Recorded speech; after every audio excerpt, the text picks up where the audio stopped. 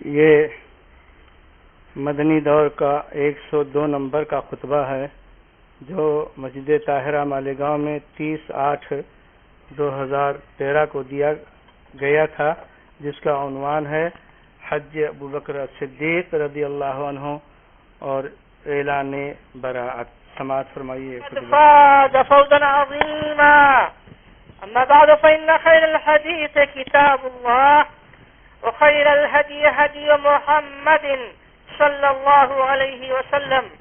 وشر الأمور محدثاتها وكل محدثة بدعة وكل بدعة ضلالة وكل ضلالة في النار.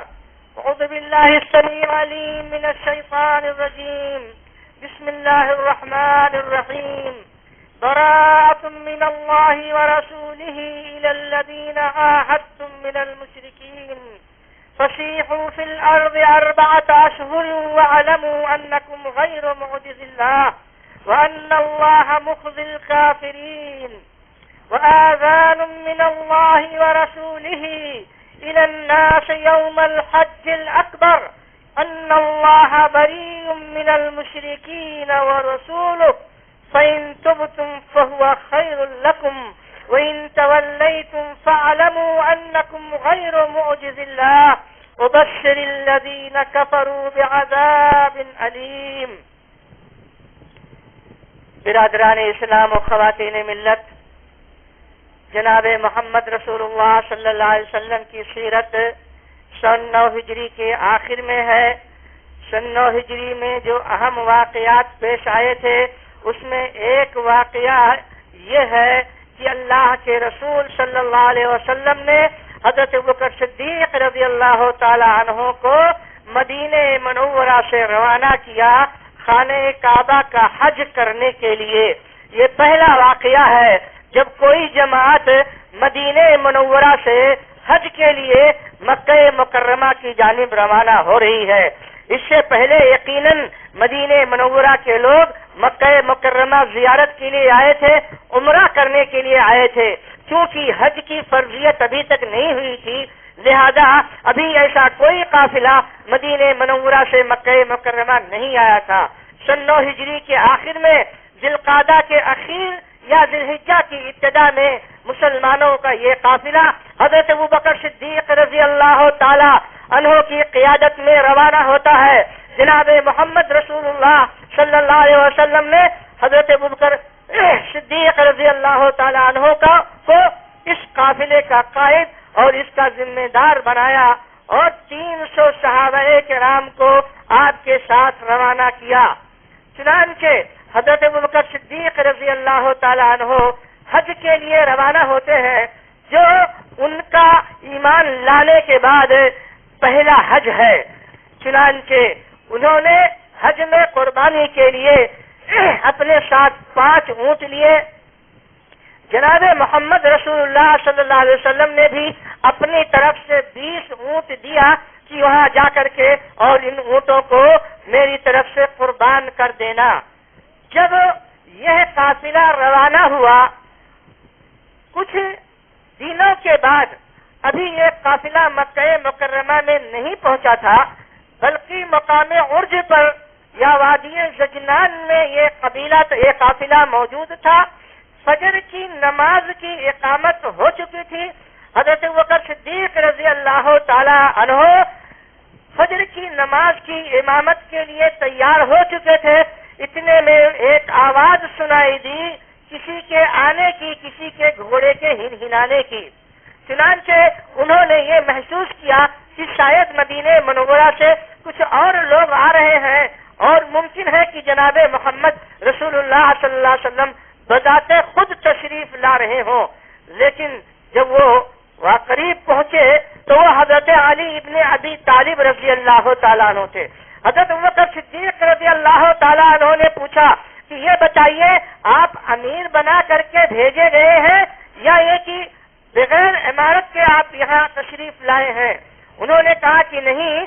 میں امیر بنا کر کے نہیں بھیجا گیا ہوں، امیر آپ ہی رہیں گے، البتہ مجھ کو اللہ کے رسول صلی اللہ علیہ وسلم نے ایک خاص ذمہ داری اور خاص اعلان کے لیے بھیجا ہے۔ دراصل حضرت ابوبکر صدیق رضی اللہ تعالیٰ عنہ جب مدینہ منورہ سے روانہ ہو چکے، اس کے بعد سورہ براءہ کی ابتدائی آیتیں نازل ہوتی ہیں رسول اللہ صلی اللہ علیہ وسلم پر، جس میں اللہ رب العالمین نے رسول کو یہ حکم دیا تھا کہ یہ کفار مکہ جن سے آپ نے معاہدہ کر رکھا ہے، ان میں سے جن لوگوں نے اپنے معاہدے کو مکمل طریقے سے انجام دیا یا انجام دے رہے ہیں، خلاف ورزی نہیں کی، وعدہ کے مطابق وفا کیا، اور کچھ ایسے بھی ہیں جنہوں نے معاہدہ ضرور کیا لیکن وعدہ کے مطابق وفا نہیں کیا، کچھ ایسے بھی ہیں جن کا آپ سے کوئی معاہدہ نہیں ہے۔ اب ایسے مشرکین کو آپ یہ بتا دیجئے، اطلاع دے دیجئے کہ جناب محمد رسول اللہ صلی اللہ علیہ وسلم سے جن لوگوں کا جو معاہدہ تھا اس معاہدے کو ختم کیا جاتا ہے، وہ لوگ جنہوں نے رسول سے جو معاہدہ کیا تھا اس کی کوئی مدت متعین تھی، انہوں نے اس کی پابندی کی، تو ان کو تو اجازت ہے کہ اپنے اس دن کو جو متعین کیا گیا تھا اس کو پورا کرے، لیکن جن لوگوں نے وعدہ خلافی کی یا جن لوگوں سے کوئی معاہدہ نہیں تھا، ایسے تمام لوگوں کو بتایا جاتا ہے کہ اب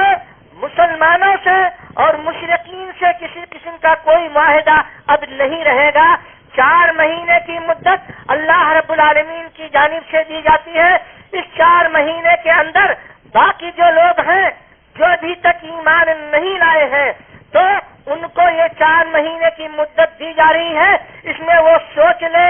سمجھ لے، دین اسلام سے واقفیت حاصل کر لے اور اپنا فیصلہ جو ان کو کرنا ہے وہ فیصلہ کر لے۔ اگر دین میں داخل ہو رہے ہیں تب تو ٹھیک ہے، ورنہ اب یہاں دینی نظام قائم ہو چکا ہے جزیرۃ العرب میں، لہذا اگر یہ چند اوباش قسم کے لوگ جن کے دلوں میں ابھی تک ایمان نہیں آیا ہے اور جنہوں نے اپنے حقیقی رب کو آج تک نہیں پہچانا ہے، تو 4 مہینے کے بعد اب جزیرۃ العرب میں ایسے لوگوں کو رہنے کی اجازت نہیں ہے، وہ اپنے لیے کوئی اور مقام منتخب کر لیں۔ چنانچہ حضرت علی رضی اللہ تعالی عنہ کو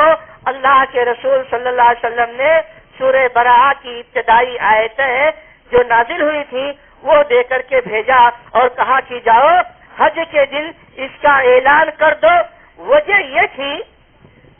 کہ معاہدہ کے توڑنے کی بات اس میں تھی، اور معاہدہ کے توڑنے کے لیے اعلان یا تو وہی شخص کرے گا جس نے معاہدے پر دستخط کیا ہے یا ان کے گھر کا کوئی فرد کرے گا۔ لہذا حضرت ابوبکر صدیق رضی اللہ تعالیٰ عنہ کے پاس اگر خبر پہنچایا جاتا کہ ایسا آپ کو اعلان کرنا ہے تو قاعدے کے مطابق کوئی اس کو تسلیم نہیں کرتا، لہذا حضرت علی رضی اللہ تعالیٰ عنہ کو رسول نے یہ ذمہ داری دے کر کے بھیجی، کیونکہ وہ آپ کے گھر کے ایک فرد تھے، لہذا یہ ذمہ داری ان کو دی گئی تاکہ معاہدے کا اعلان مکمل طریقے سے کر دیا جائے۔ بہرحال حضرت ابوبکر صدیق رضی اللہ تعالیٰ عنہ کی قیادت میں انہوں نے حج کیا، اور جب میدان عرفات میں حضرت ابوبکر صدیق رضی اللہ تعالیٰ عنہ نے حج کا خطبہ دیا تو حضرت علی کو بلایا اور ان سے کہا کہ اب آپ اللہ رب العالمین کا پیغام لوگوں کو سنا دیں۔ چنانچہ سورہ براءہ کی ابتدائی 40 آیتوں کی انہوں نے تلاوت کیا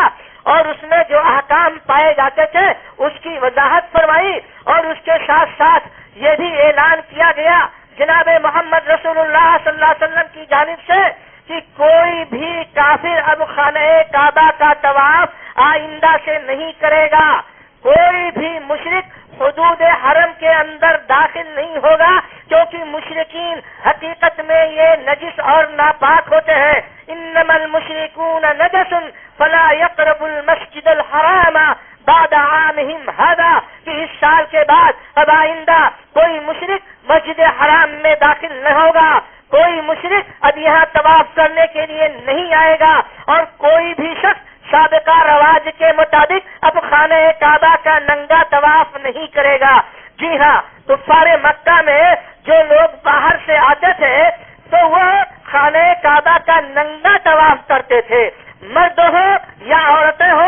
جب ننگے ہو جاتے تھے اور تب خانہ کعبہ کا طواف کرتے تھے، وہ یہ سمجھتے تھے کہ ہمارے جو کپڑے ہیں یہ حرام مال کے ہیں، یہ نجس ہوتے ہیں، اور خانہ کعبہ ایک محترم مقام ہے، لہذا نجس کپڑے اور حرام کپڑے کو پہن کر اس کا طواف کیسے کریں؟ لہذا یا تو کفار قریش اپنا کپڑا دے دیتے تھے تو اس کو پہن کر وہ طواف کرتے تھے، اور نہیں تو مادرزاد ننگے ہو کر کے طواف کرتے تھے۔ تو وہاں اس دن یہ اعلان کر دیا گیا کہ اب اس سال کے بعد سن 9 ہجری کے خاتمے کے بعد اب سن 10 ہجری آئے گا تو کوئی بھی مشرک خانہ کعبہ کا طواف بھی نہیں کرے گا، اور کوئی بھی شخص آج سے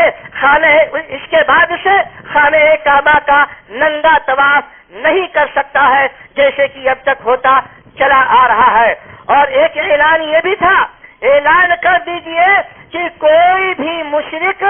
جنت میں داخل نہیں ہو سکتا ہے، جنت مشرکوں کے لیے اللہ رب العالمین نے حرام کر دیا ہے، لہذا جتنے مشرک باقی بچے ہیں اب ان کو سوچ لینا چاہیے کہ جنت میں داخلہ مطلوب ہے یا جہنم میں داخلہ مطلوب ہے۔ تو بہرحال قرآن کریم کی جو 40 آیتیں سورہ براءہ کی وہاں پر پیش کی گئی تھیں، جن کی تلاوت اور تشریح کی گئی تھی، تو اس میں سے ابتدائی جو چند آیتیں ہیں ان آیتوں میں کچھ اس طریقے کی باتیں ہیں، براءۃ من اللہ ورسولہ الی الذین عاہدتم من المشرکین، کہ جن مشرکوں سے تم لوگوں نے معاہدہ کر رکھا ہے، اللہ اور اس کے رسول ایسے مشرکوں سے اپنے بیزاری کا اظہار کرتے ہیں اور اپنے برات کا اظہار کرتے ہیں، اور ایسے لوگوں سے اب کوئی تعلق مسلمانوں کا اور اللہ کے رسول صلی اللہ علیہ وسلم کا نہیں رہے گا، لہذا ایسے لوگوں کو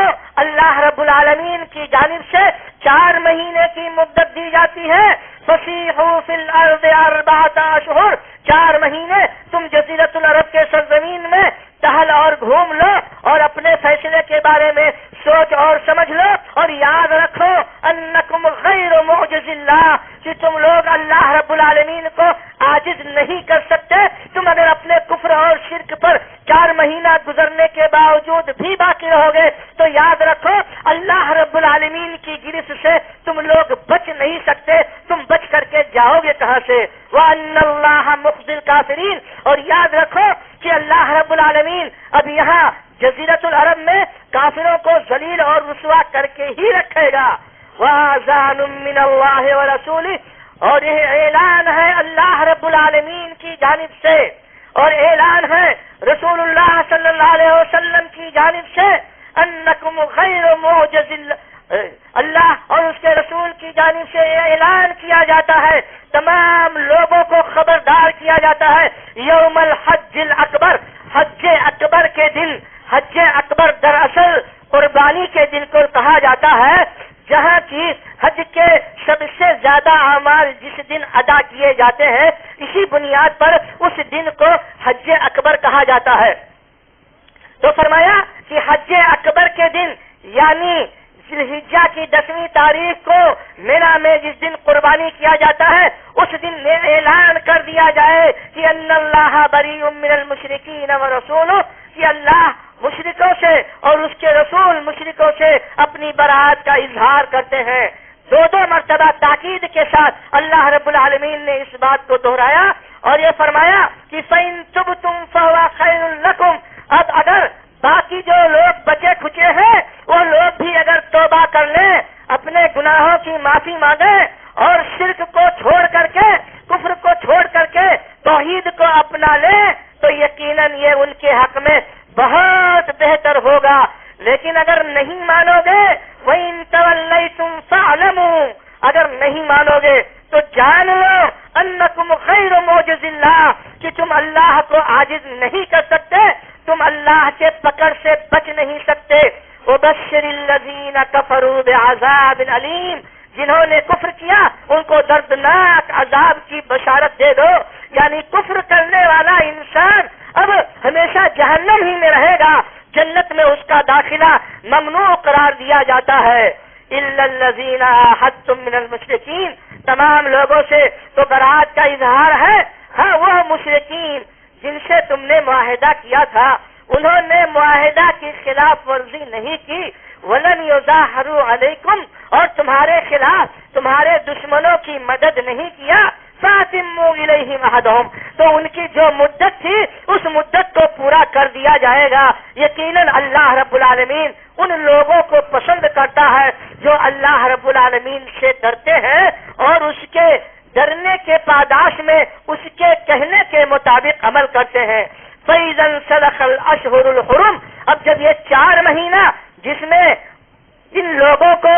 اجازت دے دی گئی ہے، مدت دے دی گئی ہے، ان مہینوں میں ان پر زیادتی کرنا ناجائز اور حرام ہے، جب یہ 4 مہینہ گزر جائے گا تب اب جزیرۃ العرب میں فَاقْتُلُوا الْمُشْرِكِينَ حَيْثُ وَجَدتُّمُوهُمْ وَخُذُوهُمْ وَاحْصُرُوهُمْ، تو جزیرۃ العرب میں اب مشرکوں کو رہنا نہیں دیا جائے گا، ان کو پکڑ لیا جائے، ان کو قید کر لیا جائے اور ان کو دین کی باتیں بتائی جائے اور ان کے لیے گھاٹ میں بیٹھا جائے، اگر نہ مانے تو ایسے لوگوں کو قتل بھی کیا جا سکتا ہے۔ فَإِن تَابُوا وَأَقَامُوا الصَّلَاةَ، اگر یہ لوگ مان گئے سمجھانے بجھانے سے،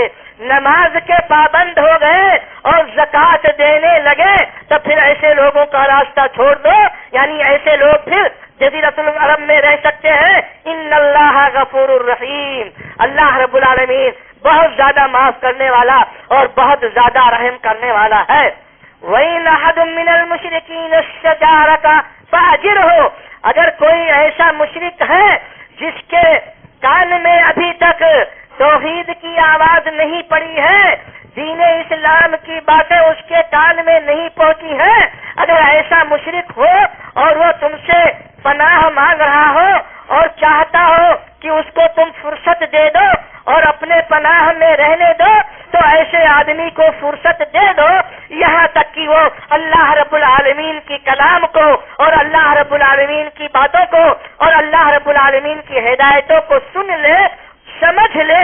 سن کر کے اور سمجھ کر کے پھر وہ اپنا فیصلہ کر لے۔ تو یہ اجازت ہے اور یہ جو ہے موقع ہے کہ اس کو انسان سن لے، سمجھ لے، سن کر کے سمجھ کر کے اور پھر اپنے دلوں میں ایمان کو جگہ دے۔ اصل معاملہ یہ ہے کہ بِأَنَّهُمْ قَوْمٌ لَا يَعْلَمُونَ، یہ ایسے لوگ ہیں جو ابھی دین اسلام کو سمجھ نہیں پائے ہیں، لہذا پہلے سمجھنے اور سمجھانے کا موقع دو۔ زیادہ تر جو لوگ ہیں ان کے پاس دین کی باتیں پہنچ چکی ہیں، وہ دین کو سمجھ چکے ہیں، اب دین کے سمجھنے کے باوجود بھی اگر وہ ایمان نہیں لاتے ہیں، جبکہ ان کا دعویٰ ہے کہ یہ حضرت ابراہیم علیہ السلام کی ملت کے ماننے والے ہیں، جبکہ ان کا دعویٰ ہے کہ یہ حضرت اسماعیل علیہ السلام کے طور طریقے پہ چلنے والے ہیں، لہذا ان کا یہ دعویٰ اور اس کے باوجود شرک اور کفر کرنا اور توحید پر عمل نہ کرنا، وہ توحید جس کے لیے حضرت ابراہیم علیہ السلام نے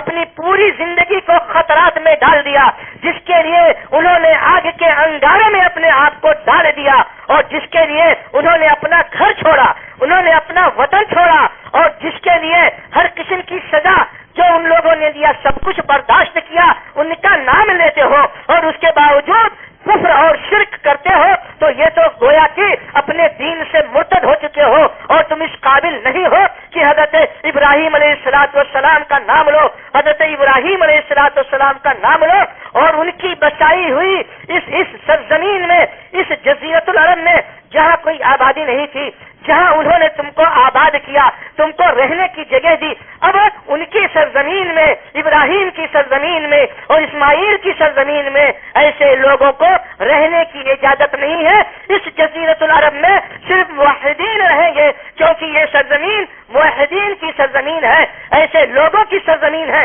جنہوں نے توحید کے خاطر اپنا سب کچھ اللہ رب العالمین کے راستے میں قربان کر دیا تھا۔ لہذا ایسے لوگ جو ابھی جانتے نہیں تو ایسے لوگوں کو موقع دے دیا جائے یہاں تک کہ وہ جان لیں۔ رب العالمین فرماتے ہیں کہ بتاؤ یہ مشرکوں سے عہد و پیمان کرنا کیسے درست ہوگا؟ یہ لوگ تو وہ لوگ ہیں جو مسجد حرام میں عہد و پیمان کرتے ہیں تو وہاں بھی جو ہے عہد و پیمان کی مخالفت کرتے ہیں۔ ہاں وہ جو مخالفت نہیں کرتے ہیں تو بھلے ان کو رعایت ملے گی، دوسروں کو رعایت نہیں ملے گی۔ یہ لوگ اگر درست ہیں تب تو ٹھیک ہے، اللہ رب العالمین متقیوں کو پسند کرتا ہے، لیکن اگر درست نہیں ہے تو اس بنیاد پر معاہدے کے خاتمے کا اعلان گویا کہ کیا جا سکتا ہے۔ کیسے ان لوگوں سے معاہدہ ہو سکتا ہے؟ کیف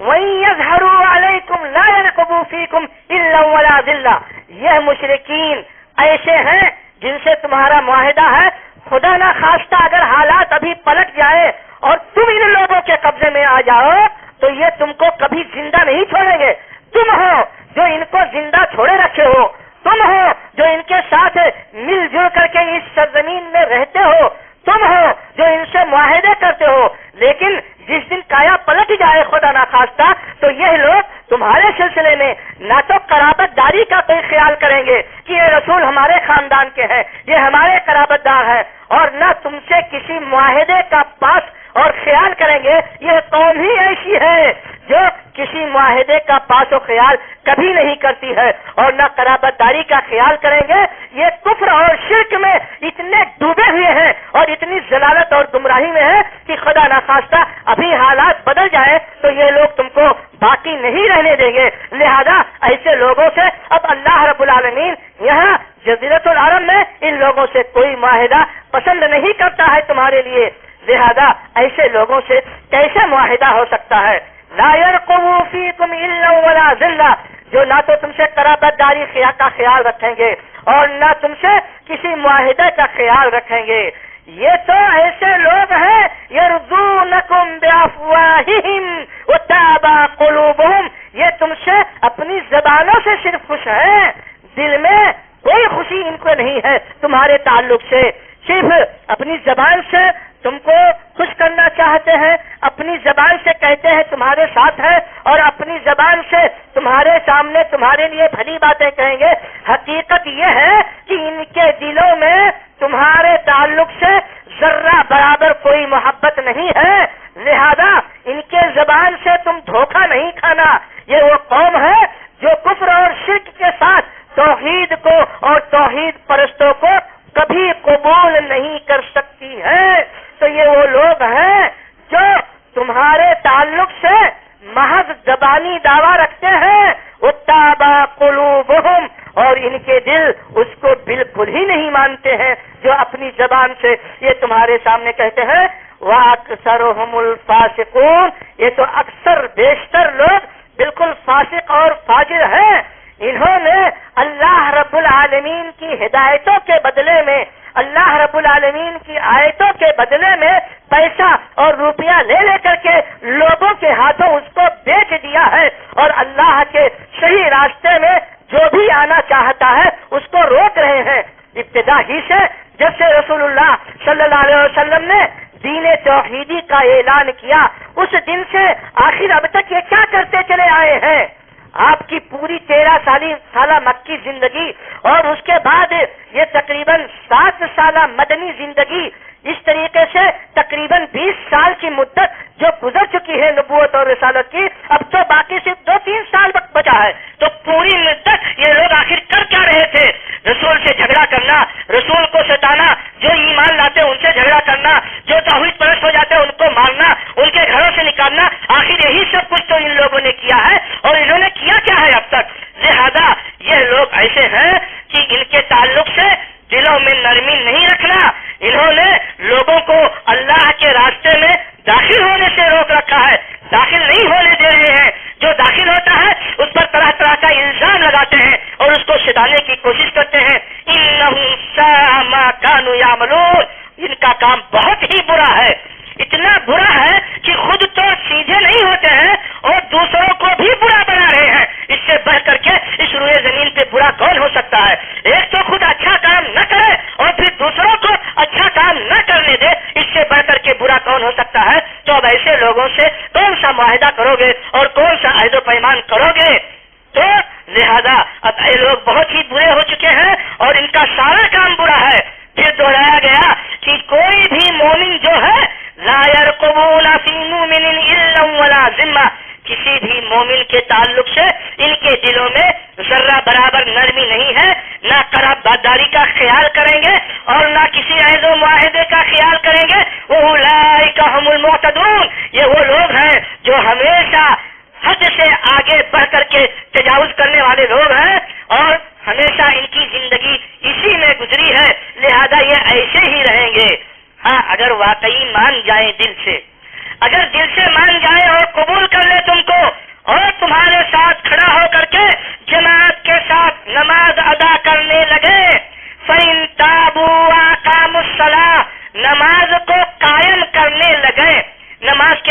کرنے کا مطلب باجماعت اس کے جو شروط ہیں، اس کے جو آداب ہیں، اس کے جو ارکان ہیں، اس کے جو سنن اور فرائض ہیں، ان کا خیال کرتے ہوئے نماز ادا کرنے کو اقامت صلاح کہا جاتا ہے۔ اگر یہ تمہارے ساتھ نماز پابندی کسی جماعت کے ساتھ پڑھنے لگے اور جو زکوٰۃ کی ذمہ داری ہے اس کو ادا کرنے لگے، تب یہ تمہارے دینی بھائی ہو جائیں گے، یعنی تب ان کا اسلام میں داخلہ مکمل مان لیا جائے گا۔ وَنُفَصِّلُ الْآيَاتِ لِقَوْمٍ يَعْلَمُونَ، مسلمانوں ہم تمہارے لیے آیتوں کو اور ہدایتوں کو ایسے ہی واضح طور سے بیان کر رہے ہیں تاکہ تم لوگ جان لو، تاکہ تم سمجھ لو، کبھی دھوکہ میں تم لوگ نہیں رہنا۔ کفر اور شرک یہ توحید کے ساتھ زندہ نہیں رہے گا، اور کفر اور توحید کفر اور شرک والوں کے ساتھ باقی نہیں بچے گا۔ یہ تم کو اپنے دھیان میں رکھنا چاہیے۔ لہذا تم کس سے معاہدہ کر رہے ہو، تم کس سے دشمنی کر رہے ہو، تم کس سے دوستی کر رہے ہو، ذرا اس پس منظر کو دیکھنا تمہارے لیے ضروری ہے تاکہ تم عزت احترام کے ساتھ اپنے دین پر قائم رہ سکو، ورنہ تمہارا وجود مٹا دیا جائے گا۔ اگر اس نصیحت کو جو اللہ رب العالمین تم کو کر رہا ہے، اگر تم نے اس کو بھلا دیا اور اپنی تمام تر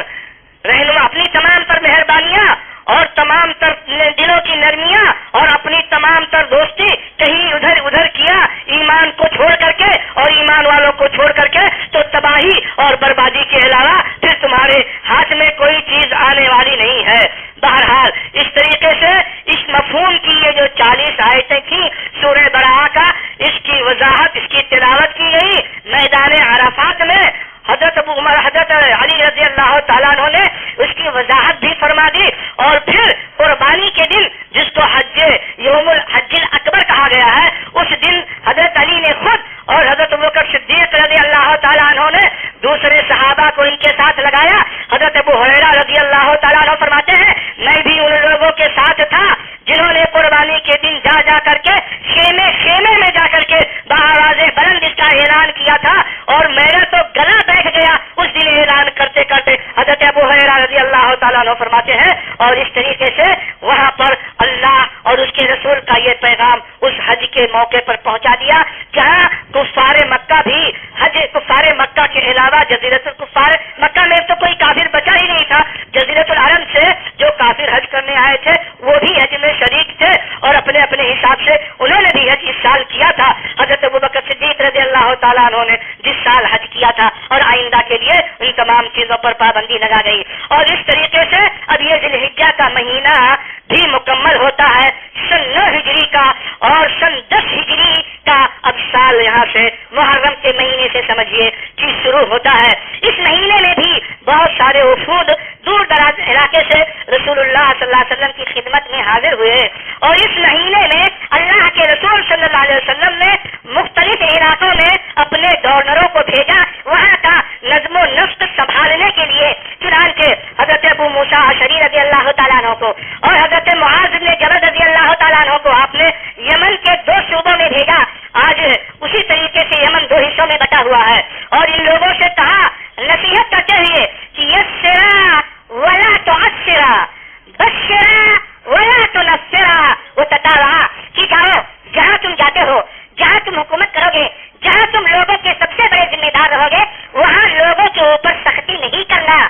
آسانی کرنا، انسانوں کے اوپر آسانی پر دھیان دینا، تو آسانی برتنا، اپنے ماتحت